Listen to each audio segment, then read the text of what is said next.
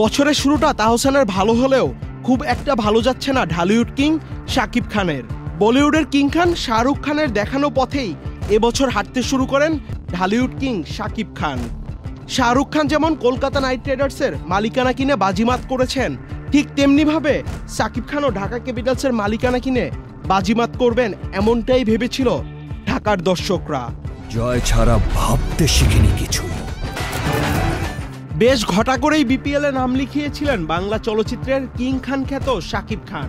Together we rise.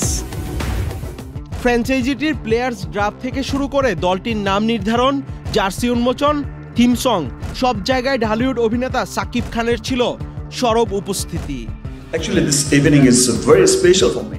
গত 4 আসরে BPL এ ঢাকা দল হিসেবে মোটেও ভালো করতে পারেনি। বারবার ঢাকার ব্যর্থতায় দর্শকরা ছিল হতাশ, ফিরিয়ে নিয়েছিল মুখ। গত 6 আসরে ঢাকা কোনো শিরোপা জিততে পারেনি।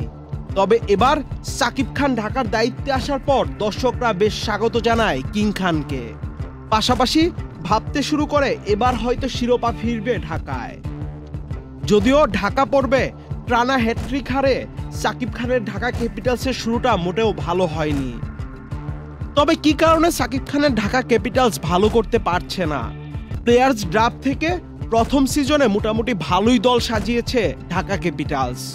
তবে দর্শকরা মনে করছে শাকিব খানের টিম ম্যানেজমেন্টই ঢাকাকে ডুবাচ্ছে।